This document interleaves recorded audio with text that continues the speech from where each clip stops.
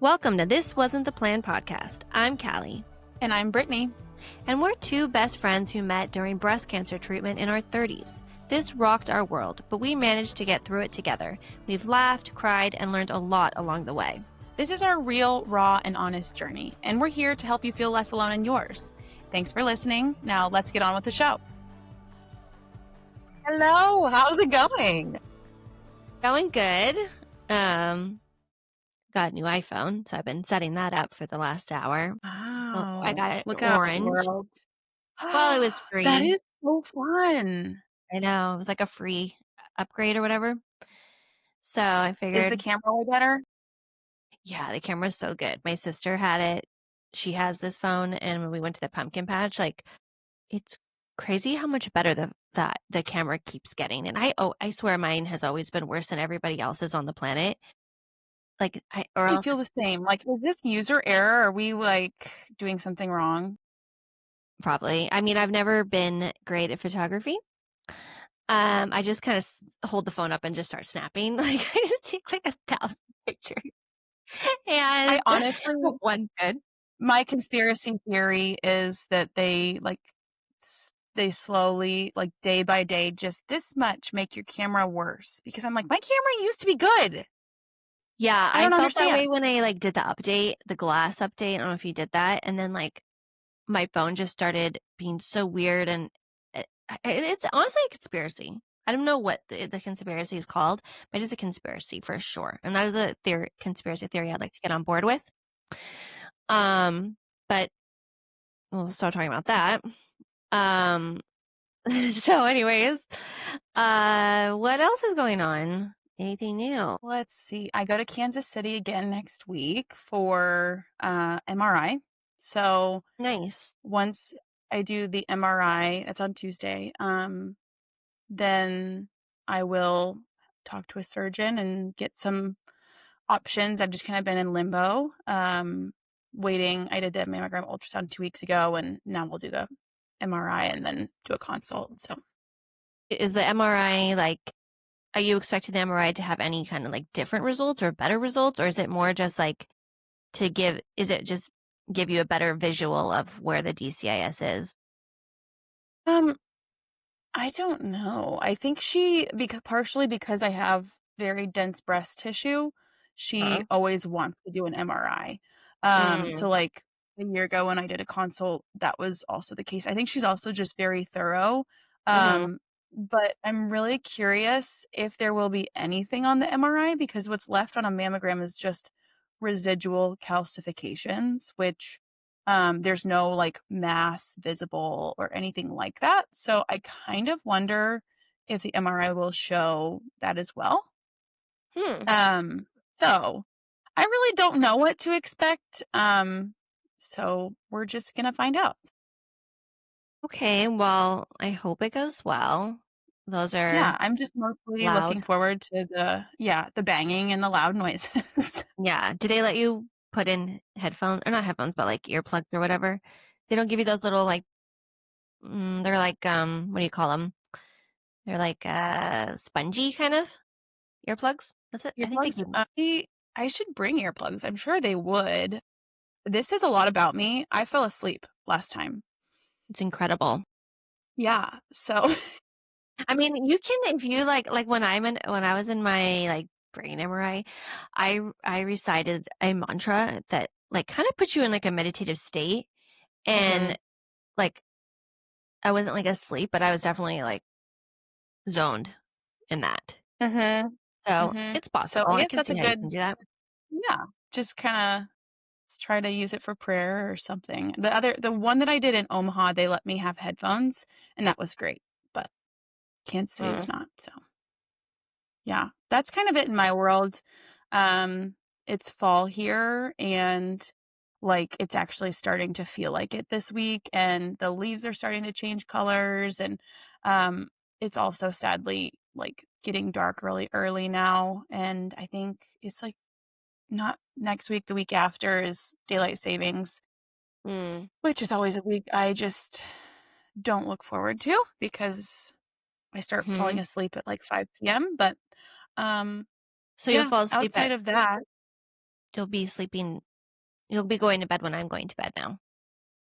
Yeah, no, for real. We've always said that we make great friends even though we live 2 hours apart because we're always doing things. Like last night we were Marco Poloing cooking dinner at the same time. I'm like, this is great. Yeah, we eat dinner at 5. You eat dinner at 7. I go to bed at 8. You go to bed at like 10, like 8:30, 10:30. It really works out. We would actually, I think, if like we lived by each other, it wouldn't work out. We'd be on really different schedules.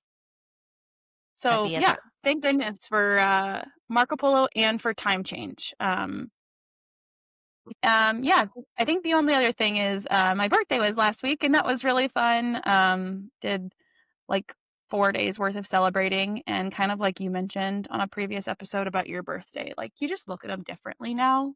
And it was just a great chance to sit down and reflect on the last year. I coming up to my birthday had a lot of temptation to believe that this was like a throwaway year because I right after my 32nd birthday last year, I went to Kansas City for a surgery consult, and right before my 33rd birthday, I did the same thing. Well, actually, I just started the imaging process. I will be going right after my birthday again. This is just something I try to always do in Breast Cancer Awareness Month, I guess. But yeah. yeah, I sat down and journaled a lot about like what I did do this year because life doesn't revolve around one singular decision around your cancer care. Like there's so much other life lived. I mean, we started this podcast and there's so many other great things that happened. And just having a lot of gratitude for that. And yeah, so it was a good week. Nice. Yes. Well, happy birthday again. So I already said it, but might as well say it again. Well, Yeah. So how are you doing? well, I am doing okay right now. I have my PET scan tomorrow, and I'm really nervous for this one. I feel like I'm nervous for all of them, but I'm especially nervous for this one. As you know, I got like this, so we get something called a Signatera pooled.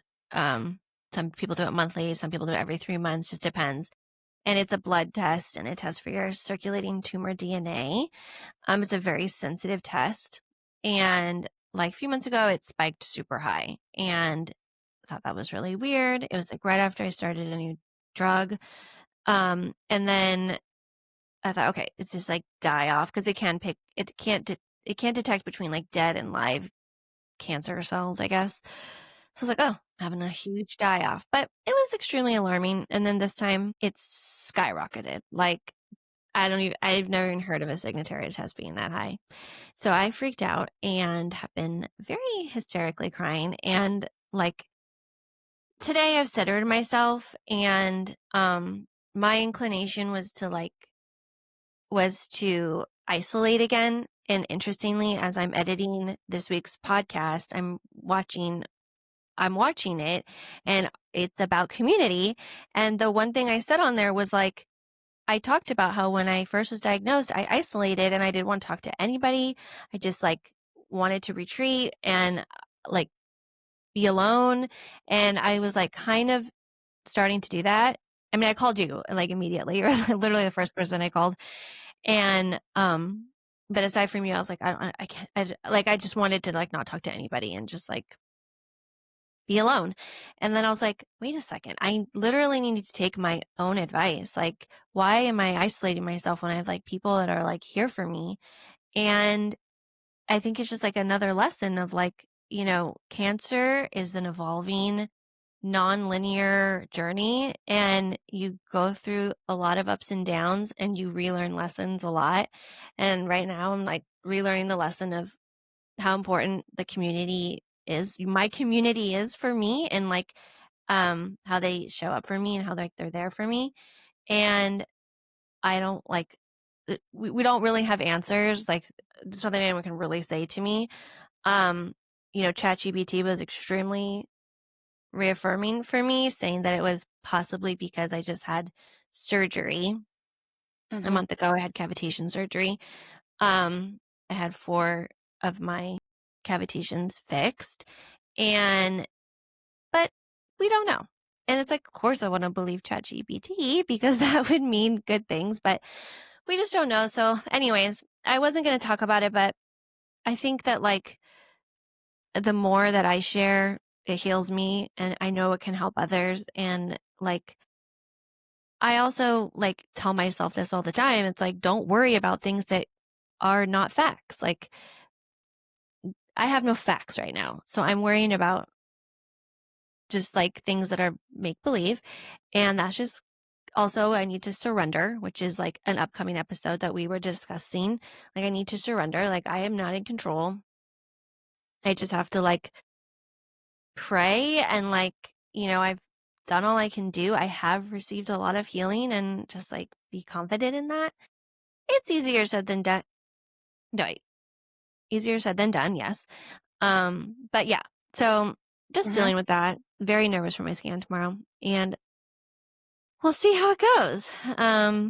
Yeah, but I guess that segues into this week's episode, and it is on community. And I think it's a great episode because we talk a lot about like our relationship and how it evolved and grew and created this, basically grew to this podcast, which is very, very important for at least tens of people.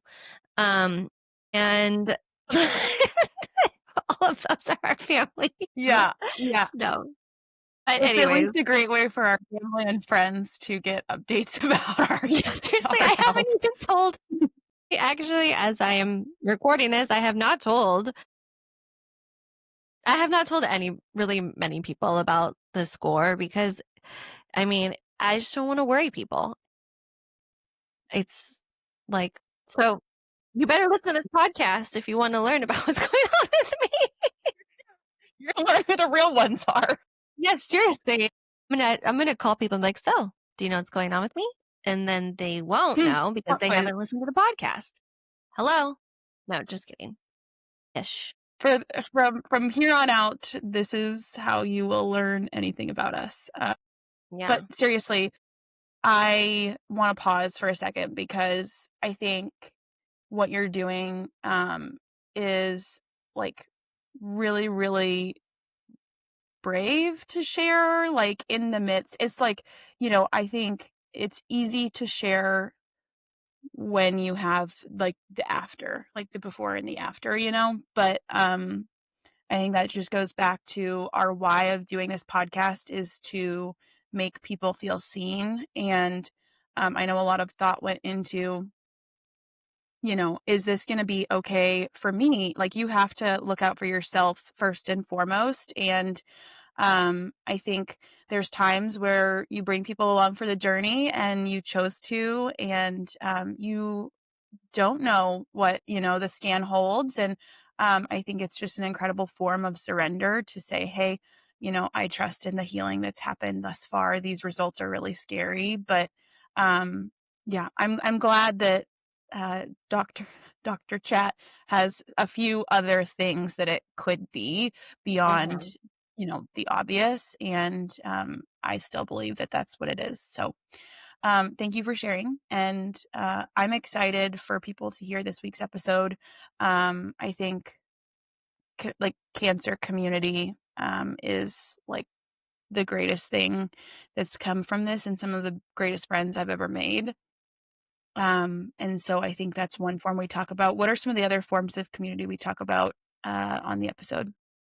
Well, we mostly go over like how community what it means to us, how it's changed from before cancer through cancer, and even now. Like, I even see how like my relationships have changed, or like there are people that I don't talk to anymore because like they haven't checked in on me, and I don't have the capacity to check in on everybody. So it's like, and it's like sad, but like cancer changes so much so much about our relationships with people and what and how our community looks. Listen, I'm sorry, we're back. We had to take a break because I had a an extreme laughter. What was it? Like a giggle fit. And I couldn't stop. And then we completely figure out what we were talking about. Yeah. Oh, But community. basically, it's a short and sweet episode, unlike this intro, and I'm excited for people to hear it and excited for people to like let us know what community has looked like for you. And I think we've said this before, but we want this to evolve into a form of community and what that could look like for, our little group of people. We're also trying to come up with a name for our healing group, our community that we want to build. We've like thought of some things, some names, but if you guys have like a really great idea, shoot it our way. DM us. Yeah, maybe you could be the president of the club, or maybe the treasurer. We're co-presidents. Treasurer. There's no money, so if you're the treasurer, you literally have no job. Both of us have spent all of our money on cancer, and this podcast is, hasn't made any. So your job is pretty easy. It is. So, anyways, without further ado, anything else you want to say before the episode?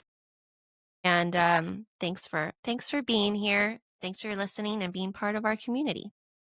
Hi, welcome back to This Wasn't the Plan podcast. I'm Callie. And I'm Brittany. Today we're going to be talking about community, what community means to us, how it's changed and developed over the course of our diagnosis, and how to create a community if you don't have one. Yeah.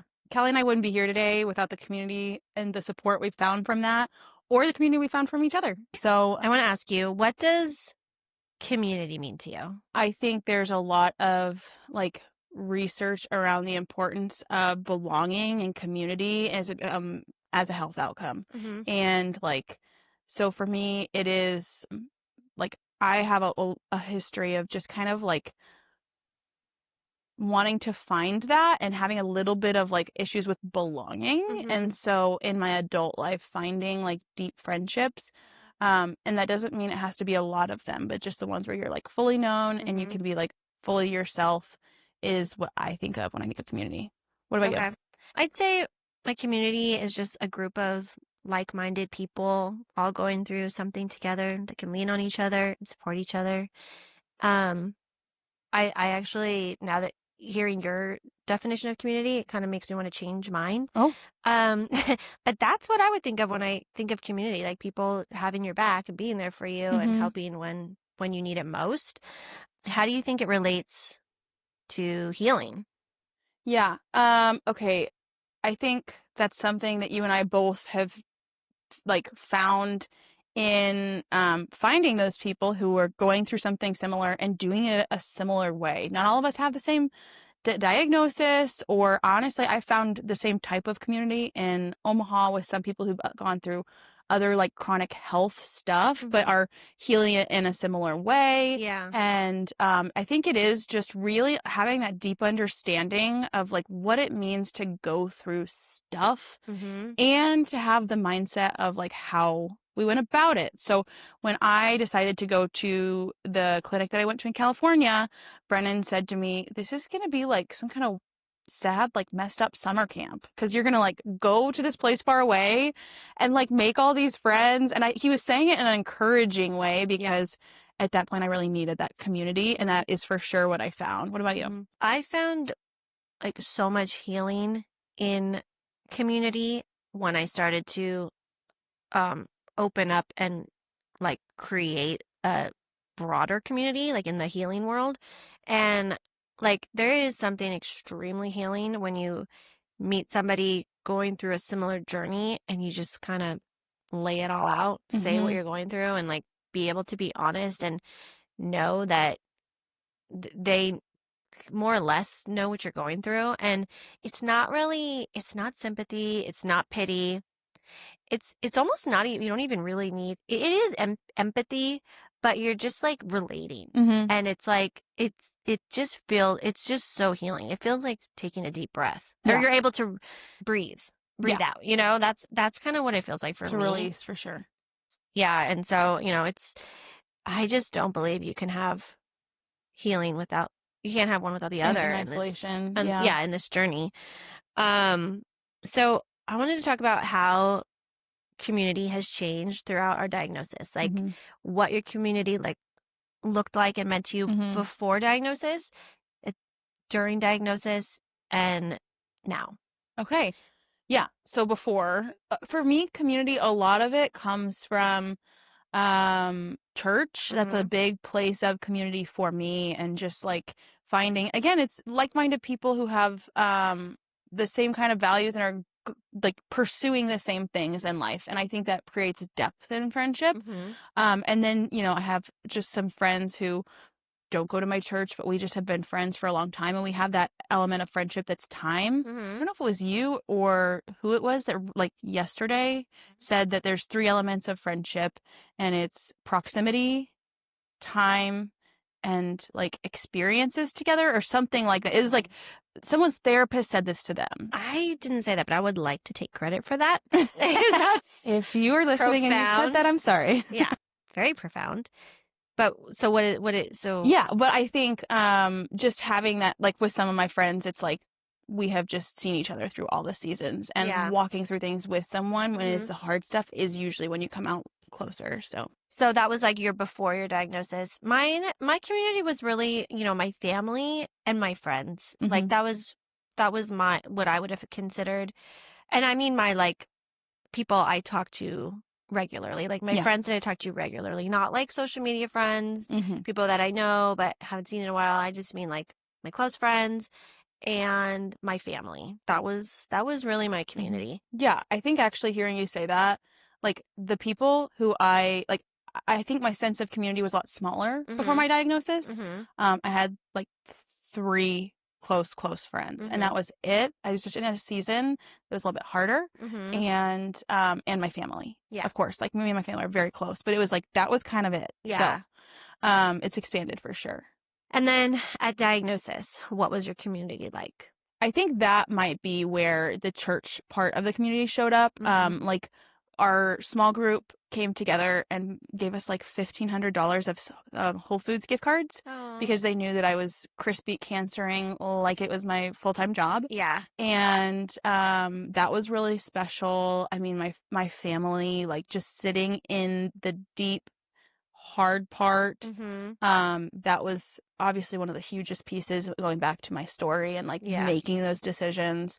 My husband just like being like, I know some people who go through this without like a person, like a support person up Mhm. close in their life. Mhm. And I admire them so much because I did not have a lot of that resilience within myself at the Mhm. moment. Like, I had someone who was kind of holding me through it. So what about Yeah.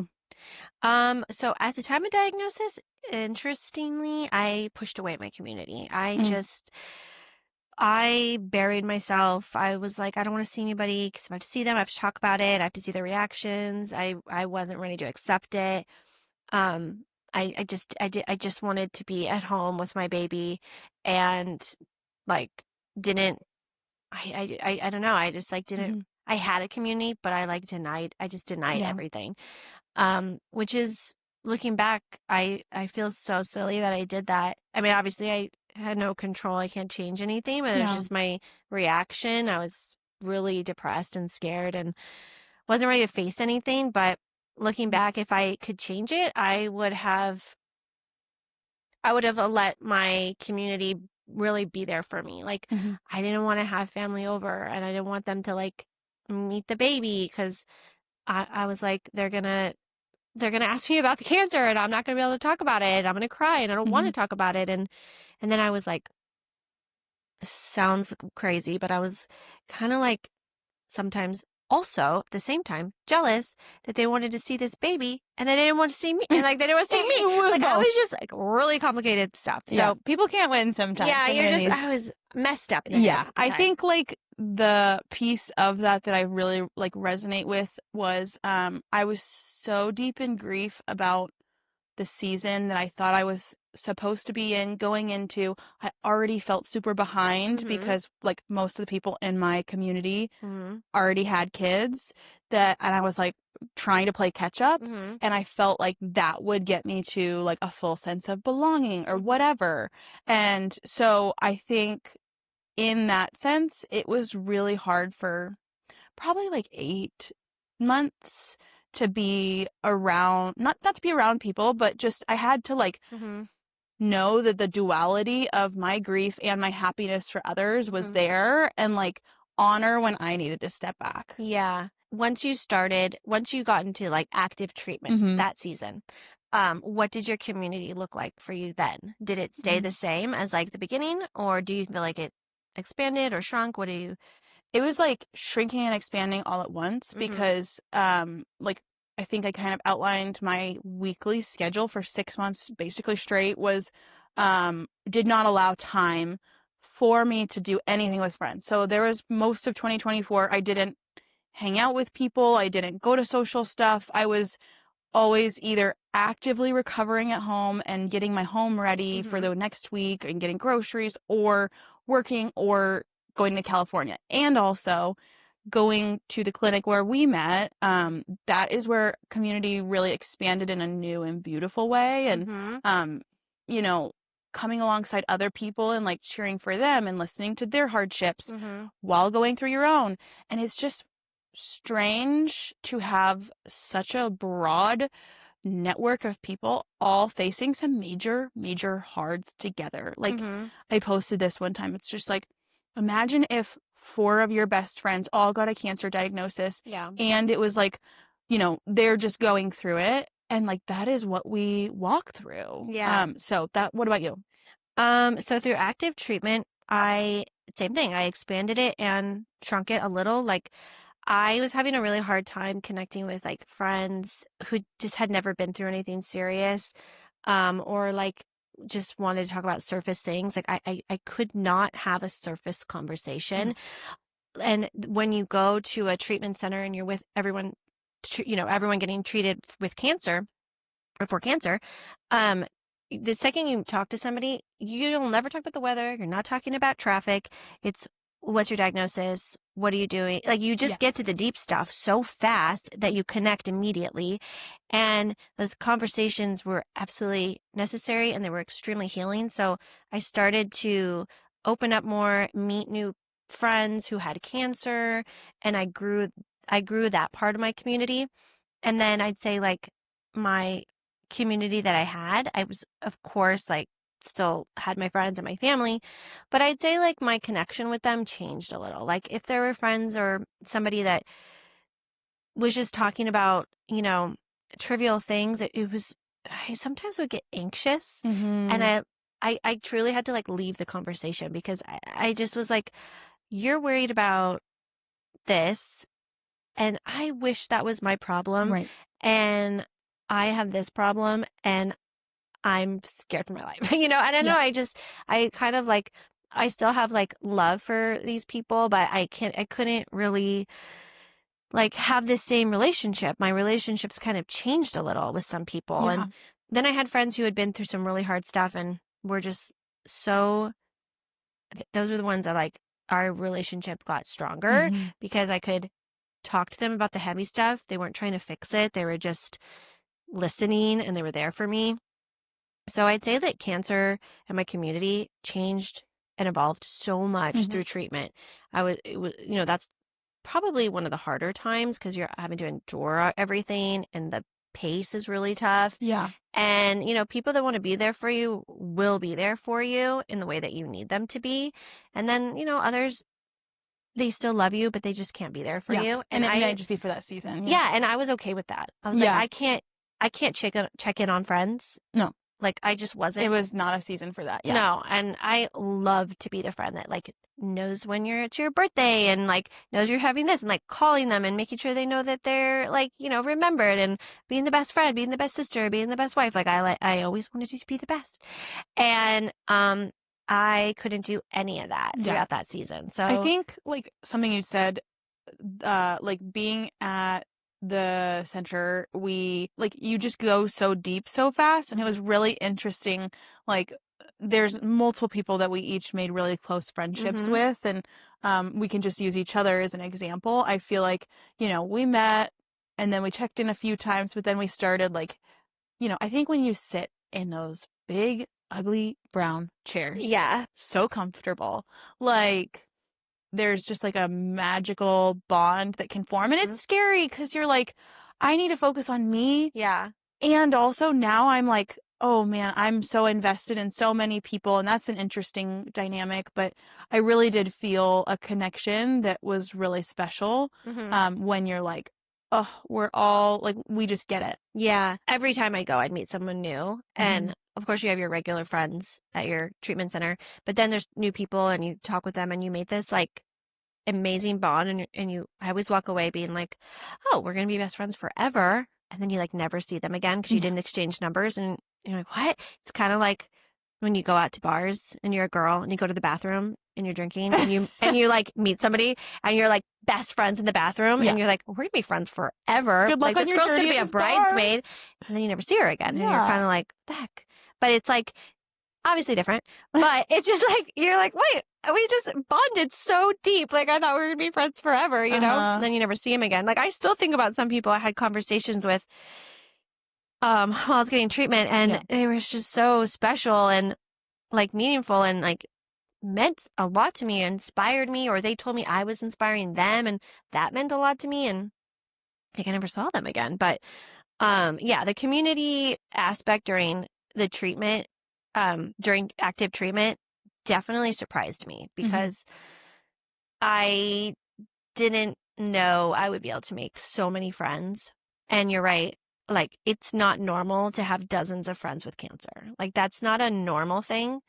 And I will say, during treatment, it feels normal because we're all going through it, right? Yeah. But then when you're and this kind of segues into it, when you're in the post-treatment, the in-between, maybe you're in remission, maybe you're close, maybe you're not doing active treatment, you're in that in-between, then it starts to feel, you're kind of getting back into the real world, and your life is starting to kind of normalize a little bit. And you are wait, I have dozens of friends with cancer. And then it does feel a little strange. Because you're interacting with the normal world. Yeah. And you're like, whoa. Yeah, you're able to have kind of normal conversations again about the weather and traffic patterns. Yeah, reality TV, my favorite thing to talk about. And then you're like, wait, but I have dozens of friends with cancer, and this I don't know how to. And now we're all out that. in the ether, not us sitting together. I haven't seen you in 8 months. Yeah. Which is crazy. I miss you every day on Marco Polo. Yeah. But, it was really hard for me to go from that support network being every week I was there for a couple of days and I was plugged into that community to boop, I'm out. Yeah. I'm out of that and I'm in the real world, and I'm really, it was a hard transition. Yeah. We should talk about how we kind of developed our bond. Oh, because yeah. I know of everyone I met, I definitely have the strongest bond with you, which is why we created our podcast. But we should talk about how we met. Yeah, let's do it. So, okay, I remember it. I had been at the cancer center, or the center that we were going to, for I guess it would have been maybe a week. I mean, not even. I think it was just a few days. I was very new. And I was a seasoned pro of 14 days. And I don't know why I was there by myself at that point, but I don't remember being with anybody. And you were not sitting in your normal spot. Yeah, I was in the front. There wasn't a lot of, there was no space in the back. And I saw you, and you just knew. I was wow, that girl really knows what she's doing. She's been here. I thought you were a regular, not in a good way. I mean, not, just. Not a place you want to be a regular. Yeah, no. But you just seemed like you just knew. You looked very confident. And I was I can't wait to be like that. I can't wait to be like her, because I was scared and nervous. There was a girl who I saw who was the same. Okay. On my first day, I was a little shaking puppy. Yeah. And she just was bouncing around the coolest person I've ever seen. And I found her on Instagram a year later. It's just fun to see. Anyways. Yeah. I think you gained confidence. You struck up a conversation with me. Yes. Which is not my norm, but I was really forcing myself. I don't love to like put myself out there to people I Yeah. don't know. But Mhm. yeah, I honestly don't even know why, but we just started talking. We didn't even talk that long. I had to go to some appointment. So we Yeah. talked for maybe 5 to 10 minutes. But you gave me your number. Yeah. At the and end, I was just like, I said it and I'm like, that's kind of awkward. Like I barely talked to this girl and I asked her for her number. Oh, I loved it. I was so happy you did. And I was like, oh, maybe that's what people do here. Maybe people do get Mhm. like each other's numbers and they talk. And I remember you asked me about the cancer and I said I was stage 2. And then you told me you were stage 3 and you started to cry. And that's when I knew you were like, you hadn't absorbed it yet. Yeah. Like you were really fresh in it. And I had had some time. I have already Uh-huh. absorbed like 7 months, 8 months Oh. of this. So, I wasn't at I was a little more moved on, but I was actually like a little bit embarrassed because I was so emotional anytime I talked to anybody there. And like a lot of people weren't. And I was like, oh my gosh, I'm a hot mess. And looking back, I'm like, honey, you were diagnosed 6 weeks prior. Like, yeah, no. yes, I That's was, fine. it's just one of those funny things where I'm like, yeah, I thought I should be somewhere that I wasn't. And Yeah. yeah. No, you were fine. I didn't think anything of it. I just I sympathized because Yeah. I knew empathize. I knew exactly how you felt. But then you got my number and then you went off and that was the last I saw you. Or maybe I saw you leave and I was like, Mhm. bye. It was like, good to see you. And then like a couple weeks later, maybe a few weeks later, I like thought about you and I was like, I wonder how she's doing. Should I text her? I don't know. I don't want to be like annoying. Like I didn't know if people wanted to be talked to. Like Mhm. I wasn't sure. So I texted you and I just checked in to see how you were doing. And then you told me how you were doing. Yeah. And And then- I was like, oh, Brennan, this Kaylee girl I met. I called you that I know. until I saw you It's again at chemo and realized it was not your name. That's okay. Most people don't get my name right. But then we just started texting and Mm-hmm. it was great because you were like a 1 week ahead of me with like yes. all of the things. Which is funny because actually I was 1 week ahead of you probably going to the clinic we went to. Yeah. So it was just like literally everything continued that way. And we were mostly like kind of information sharing a little Mhm. bit because we were going to start low-dose chemo. We got like our port I lied to you about implants. that experience. Yeah. So if you get chemotherapy, you usually get something called a porta catheter. Should we do a yeah, for it's the like people online? it's it's Do a here. little peep show. Yeah. It's right here. I know And- you can't see it, but We both, yep. yeah. And I was like, what is this thing? And I didn't want to like look into it too much because I had to get it and I was like kind of scared. And Yeah. I saw you like the day after you got it and I was like, how was it? And you're like, it was okay. It was like kind of like a biopsy. You're like, and you just didn't really say much. I was like, okay, well, she did it. Like, okay, that's fine. That's fine. Yeah. Cut to very traumatic event for me. It was very traumatic. It was like a drive-by. It was crazy. Not to scare you if you haven't had No, that. okay, I would say this. Everyone I've ever talked to is put under when they get a port put in. Yeah. And this specific place does local anesthetic.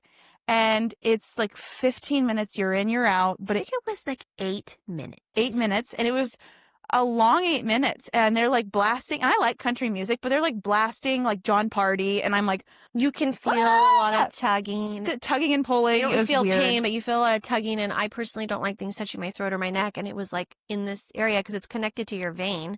Well, and I think there's just like an emotional component because like you're getting a port put in. And like yeah. I What just is felt this? so sorry for myself, and I was just Yeah. crying. It was Yeah. So, anyways, you did me a solid by not telling me how horrible the experience was because I probably wouldn't have done it.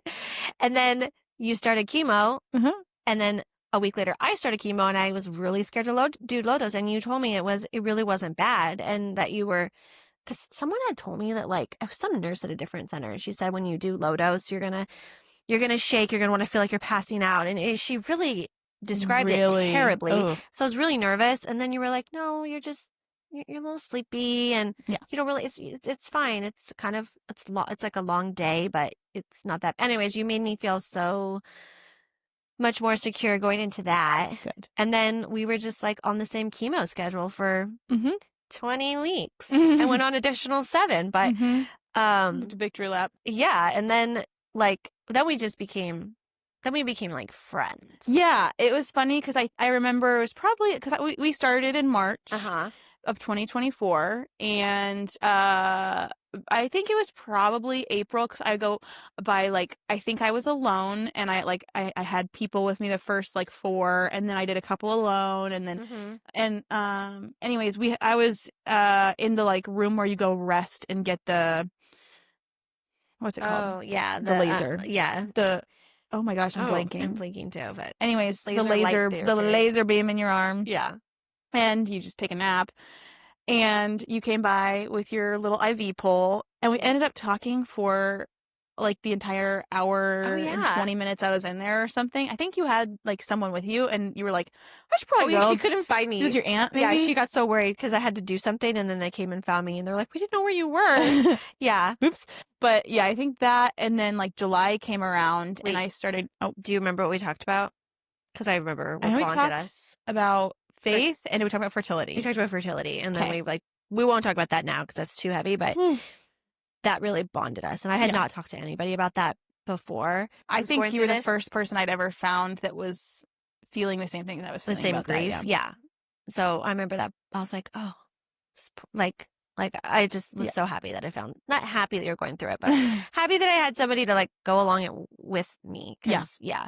But then, yeah, we started being like, hey, you want to like, cause you're in town, especially if you're by yourself, I'm like, do you want to come over for dinner, meet my husband and my baby? And you did. And then we started going to the beach and just like hanging out. I'm like, oh, Nectarine Grove. but I feel like we met because of cancer, but I feel like we would have, like, you're someone I would be friends with outside of cancer, you know? And so that's why for sure. that's why like our bond was everlasting. And then you became part of my community that was like a blood vessel or whatever. Like I needed you, you know, like we would talk. And then you introduced me to Marco Polo. That was app. about the time that I stopped going to California, and I was Okay. like, I'm kind of missing talking. Like, we'd text once in a Yeah. while. I was like, you should get this Marco Polo. And I think that was probably December. And Yeah. I'm pretty sure we haven't missed a day. No, we send each other messages all the time. I think I talk to you more than anybody in my life, honestly. Marco Polo, if you want to sponsor this, hit us up. Yeah, that'd be great. And you know, and just like we just would always have these like deep, we were like really processing and working through our cancer diagnosis together. Like I remember we just would just talk about like what led to the cancer, like, you know, things I didn't tell friends, and like I don't know, people didn't know, and like it really helped. And when you can create, like, sometimes community is small, sometimes it's large, sometimes it's just like one part of your community that is so important, and you were like just a part of my community that I could not imagine going through without. And now we have so this. Grateful. Like my dream said, first we had cancer, now we have each other. Oh, shoot. And I love it. It's cheesy, but it's true. It is. So, okay, how would you tell somebody going through this that doesn't have a community, like how to create it and how to find it? The biggest thing of looking back on what you just said, which gives me all the feels. And I also feel for maybe someone watching this who doesn't have, because like I mentioned very briefly, like I think I spent a lot of my life watching this and being like, I want that, you know? And for someone going through that, I feel for you, and sometimes you have to put yourself out there. I was not comfortable in being like, hi, want to be my friend? And I wasn't comfortable, or whichever of us led with, you know, the fertility grief and this. But like when you're thrust into a cancer diagnosis, you just get okay not being okay, and you get okay being vulnerable. Yeah. And it allowed me to, I think, break down some walls that I usually have up when I meet people. So just open up, and I think you'll find your way to people. Yeah, I think some practical ways are if you belong to like a church, you know, start going to, if they have like groups or events, like start going. People in like, depending on what kind of church, some have like groups and events and things like that. Mine has like prayer nights, and like there's my husband's on the prayer team. Like that is like their calling is to pray over people in the muck. Yeah. So like there's, you know, a lot of people who want to serve in ways like that. I know you utilize social media a lot, and that was helpful for you when you Like, how did you Mhm. find a community through social media? Like, I feel like you were able to find like Yeah. accounts that had gone through Yeah. cancer I diagnosis. actually looked back. So the day I was diagnosed, I had been preparing to conceive, and there were some naturopath doctors that I was like getting labs through, and they have a podcast and all of that. And I had messaged one of them like, I just got a cancer diagnosis. What the heck? I was just like, how do I find someone who's doing this more in the way you guys talk about, like they were fertility, but and she was real life friends with one of our favorite gals from the center that we both went to. Yeah. Erin. A lot of people get a lot of inspiration and knowledge from Erin Tochi, and so that night I saw her account and kind of started diving in of just like, what modalities is this person doing? They're sharing their story. That's really interesting. And then, like seeing she'd like tag someone else. And I just like literally started like following all these people because I was like middle of nowhere, Nebraska. Everyone's just doing standard of care. And it's just slowly, I think you kind of find your way to different accounts that can help you. For me, make sense of some of the like more like books I was reading, and like I was seeing it in action, you know? So that was really helpful. Yeah. And also you could try to find on Facebook groups, like support groups, but I would say be extremely specific of what you're looking for, because if you just say you have breast cancer and you want a breast cancer support group, it's probably going to be standard of care. And unless it says it's not. Yeah, of course, unless it says it's not. So say specifically if you are trying to do integrative healing, look for integrative healing breast cancer or something. And I think talk to people who like, maybe if you do know anyone, or even if you like, you can message us or, someone in the space of what you're doing and see if there's groups that they've used. Cause like, I think that referral is best. Yeah. There's like one that I've found, like there's a lot of these types, but I think one that maintains like a sense of like, not the like fear all the time, and it's really well moderated and all of that. So you'll find your right one if you want. And that leads us to say, this podcast, we created it to create a community, and we want that to be something that people can feel like a part of and feel seen. And, eventually, like, we want to create some sort of like group that people can connect. We want to get there. Big dreams for all of that. Yeah, we have a lot of big dreams, and we hope that if people feel compelled to reach out to us, they do, because honestly, just knowing you have somebody in your corner means a lot. So if you don't have anybody, like, we will be in your corner. And community, I just could never have gotten through this without a community, my community. And I think just no way. Like, even there was this night that I don't remember who it was. Maybe one of our friends was like, we should all go out to dinner. And I think that was another one of those like, whoa, this is a really special moment. We've all spent months or years like going hard, like eating the very clean diet, doing all the things, and we just let ourselves like get dressed up, put on makeup, go and to dinner together. Like just invite someone to do something like that. I think those are really special moments, and like take advantage of it. And I didn't know everybody at that specific dinner, and I remember being kind of nervous because that's out of my comfort zone to show up somewhere where I only know 2 people or whatever it was, and ended up making great friends from that. And it was such a fun evening. A lot of talk about butts and coffee enemas, and you're just like, while we're eating, you found your community when you could talk about these things, and it's absolutely normal. But yeah, hopefully people will be able to take away from this episode, to or feel inspired to create themselves a lasting community, people that'll be there for you, and then one day you'll be there for them. Totally. I think don't underestimate the power of both isolation, if you choose that, and how that's probably a negative thing, and also the power of community in a positive way. And the healing that can happen. Yeah. I have nothing else to say. Okay. So thanks for being my friend. Thanks for being my friend. Bye. Thanks for joining. Bye. Thanks for listening to our podcast. We have a big favor to ask. Please hit subscribe and leave a review. It really helps people find us. Thank you so much, and see you next time. Bye.